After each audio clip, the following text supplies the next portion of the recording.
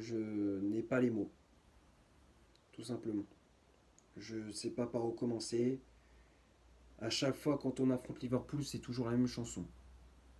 C'est désillusion sur désillusion, humiliation sur humiliation. Euh, T'as beau être sur la meilleure dynamique du monde, tu trouves toujours le moyen de te faire remarquer. C'est incroyable. Je vous dis, les gars, quand tu es supporter de Manchester United, tu as intérêt à avoir un mental d'acier, un mental à toute épreuve.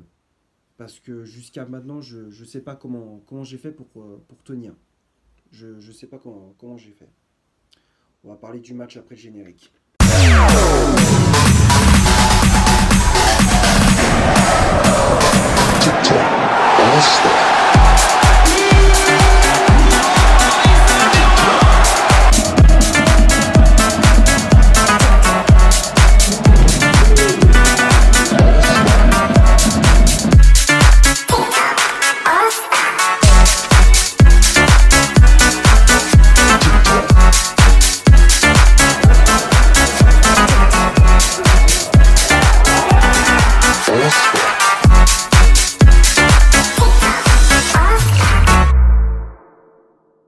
Salut à tous, amis mancuniens, supporters de Manchester United. Je vous demande pas si ça va, je sais très bien que vous êtes comme moi, vous êtes au fond du trou.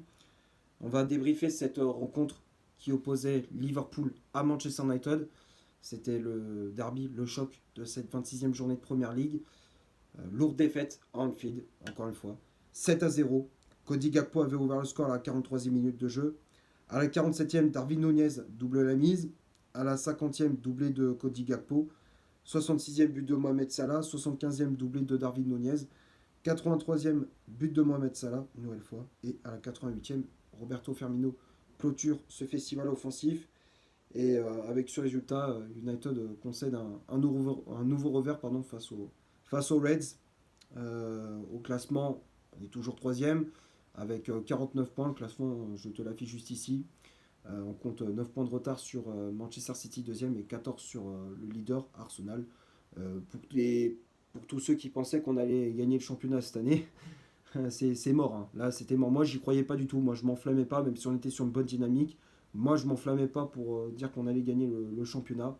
Je savais très bien que ça allait être compliqué, que je disais pas que c'était impossible, mais ça allait être très très compliqué.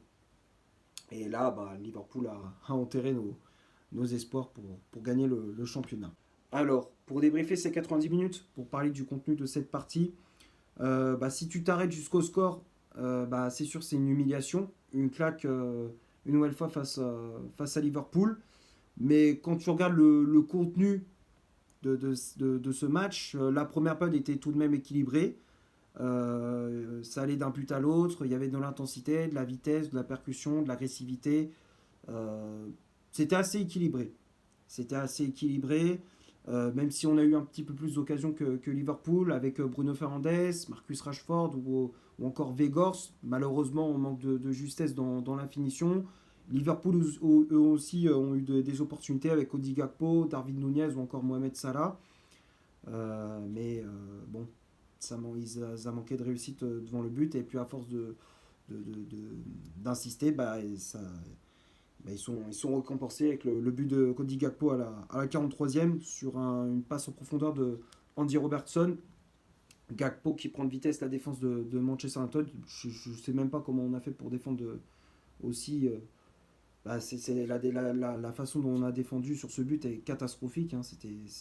On défendait n'importe comment. Je sais pas où est-ce que Diogo Dalot il était sur l'action. Je sais pas ce qu'il faisait. Fred prenait son poste de latéral droit. Il y a rien qui allait sur cette action.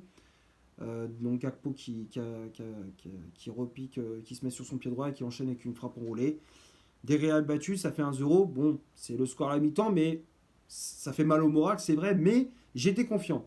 J'étais confiant, je me suis dit, Tenac va trouver les mots, il va essayer de revoir sa tactique et puis de gérer comme il faut ses joueurs. Donc j'étais confiant. Et dès le retour des vestiaires, je ne sais pas ce qui s'est passé. Les joueurs étaient, comment dire, complètement désorientés. Les joueurs étaient complètement désorientés. Les latéraux, c'était une catastrophe. Que ça soit Dalot ou Luke Shaw, les deux, ils ont été catastrophiques. Et puis Liverpool, bah, ils se sont régalés en deuxième période, hein. 47e but de Darwin Nunez, hein, sur un centre fort de, de Mohamed Salah, si je ne me trompe pas. Darwin Nunez qui reprend de la tête. Derrea est battu, ça fait 2-0, puis très rapidement 3-0 avec Cody Gakpo sur une contre-attaque emmenée par Mohamed Salah et l'action était centrée côté droit et l'Égyptien qui sert parfaitement Gakpo et qui ajuste Derrea d'un piqué. Et puis après ça continue, 66e but de Mohamed Salah, une frappe puissante. Bart 11h en 30, magnifique. 4-0, puis 5-0 encore une fois avec Darwin Nunez de la tête.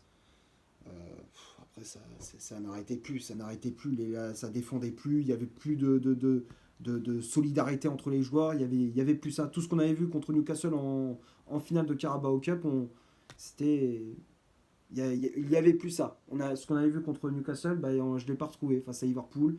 Des joueurs qui étaient même méconnaissables, qui d'habitude sont au top niveau, sont irréprochables même. Je pense à Casemiro, Lisandro Martinez, Raphaël Varane. Les trois, ils étaient méconnaissables. Ils étaient catastrophiques. Ils étaient complètement dépassés. Encore Lisandro Martinez en première période, ça allait, mais après, il a pris totalement l'eau comme l'équipe, quoi. C'est Casemiro, pareil. Alors, Tena qui fait des changements, il fait rentrer Malacia, McTominay, Sabitzer ou encore Garnacho, mais ça change absolument rien. Liverpool, dès que tu as lancé la machine, bah, c'est un rouleau compresseur. Et ça continue avec Mohamed Salah à 83e et puis pour finir Roberto Firmino. Voilà. C'est Liverpool, ils nous ont donné une leçon de football. Même si cette année, c'est pas le Liverpool le plus fort de ces 5 dernières années. Quand tu vous regardes Liverpool, c'est pas le plus fort de ces 5 dernières années. Cette année, tu vois, ils sont vraiment en difficulté. Alors même s'ils remontent petit à petit au classement, mais tu vois, c'est toujours délicat pour eux, c'est toujours compliqué. Mais là, encore une fois, ils ont prouvé que c'est toujours une grande équipe, même quand ils sont en difficulté. Voilà. Maintenant, on va passer au 11 de départ mis en place par Eric Ten Hag. Le 11 de départ, je te l'affiche juste ici. Le système de jeu, c'est toujours le même, hein, 4-2-3-1, Derrea dans les buts. Raphaël Varane et Lisandro Martinez pour former la charnière centrale. Les latéraux, on avait Diogo Dalot à droite, Luke Shaw à gauche. Casimiro et Fred au milieu de terrain. Wout Weghorst en numéro 10. Bruno Fernandes, milieu latéral gauche avec le brassard capitaine. Anthony, milieu latéral droit. Et en pointe, on retrouvait l'anglais Marcus Rashford.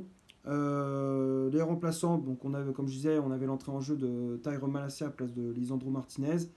Scott McTominay à la place de Fred. Marcel Sabitzer qui a pris la place à Casimiro au milieu de terrain.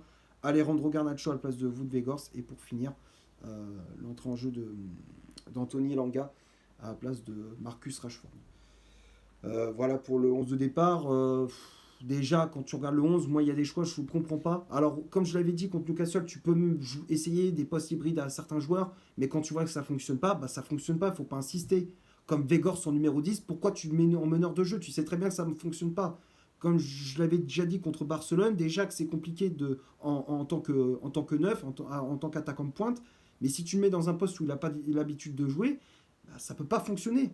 Ça peut pas fonctionner. Fernandez, ok, sur un côté, ces derniers temps, ça n'a pas trop mal fonctionné. Mais le mieux, c'est le mettre en numéro 10. C'est là où il est meilleur. Rashford sur un côté, c'est pareil. Il faut le mettre sur un côté aussi. Je comprends pas pourquoi tu mets pas Weghorst en pointe, Bruno Fernandes en 10 et Rashford à gauche. Ça aurait été plus logique. Surtout dans un match comme ça, il ne faut pas s'amuser à vouloir essayer d'inventer des postes hybrides à des joueurs. Encore une fois, je comprends pas pourquoi Ten Hag il s'amuse à faire ça. Surtout dans un derby, tu t'amuses pas. Tu fais simple, tu reviens aux bases du football. Tu reviens tu reviens à la base du football. Enfin, tu mets les joueurs à leur poste et puis on n'en parle plus, tout simplement. Après, tu peux essayer de réorganiser tactiquement les joueurs. Enfin, peut-être tu essaies de voir quand tu vois que ça marche pas, tu revois ta formule, ce qui est tout à fait normal. Mais tu t'inventes pas, comme je l'ai dit, tu n'inventes pas des joueurs, des postes hybrides à des joueurs, quoi. Donc voilà. Les statistiques, on va commencer par Liverpool. 60 il y avait 60% de possession de balle, 4 corners, 13 tirs au total, dont 8 tirs cadrés, 0 jeu signalé. Et du côté de Manchester United, 40% de possession de balle, 3 corners, 7 tirs au total, dont 3 tirs cadrés et 4 hors-jeux signalés. Donc quand on regarde les chiffres, Bah, la possession balle était en faveur de Liverpool, les occasions aussi, même si en première période c'était assez équilibré. C'est surtout en deuxième période où ils se sont régalés, les hommes de Jürgen Klopp. Euh, donc voilà, j'ai pas grand chose à rajouter. Et puis les tops et les flops, bah, c'est simple, hein. Pour moi, je mets tout le monde dans les flops. Alors à la limite, celui qui sort un petit peu du lot, c'est Lisandro Martinez. C'est vrai qu'en première période, il était plutôt bon, hein, mais c'était le meilleur de l'équipe, hein, mais après, bah, il a coulé comme tout le monde. Mais après, non, je vois pas vraiment un top, quoi. Comme je te disais, peut-être Martinez et encore, moi je sais pas. À vous de me dire dans les commentaires vos tops et vos flops, parce que moi personnellement, je vois aucun top. Pour moi, tout le monde a été mauvais. Voilà, moi je vais m'arrêter là pour ce Liverpool-Manchester United. J'ai pas grand chose à rajouter. Juste féliciter cette équipe de Liverpool qui a été bien meilleure que nous. Euh, J'espère que le débrief vous aura plu. Si c'est le cas, vous laissez un énorme like. Tu t'abonnes. Tu n'hésites pas à me dire dans les commentaires ce que tu as pensé du match et de mon débrief. S'il y a des choses que j'ai oubliées dans mon débrief, tu me le dis en commentaire et puis on en parle. N'hésite pas à faire un tour sur mon compte Instagram. Le lien est dans la description. D'ici là, portez-vous bien. On se retrouve pour un prochain débrief. Ciao.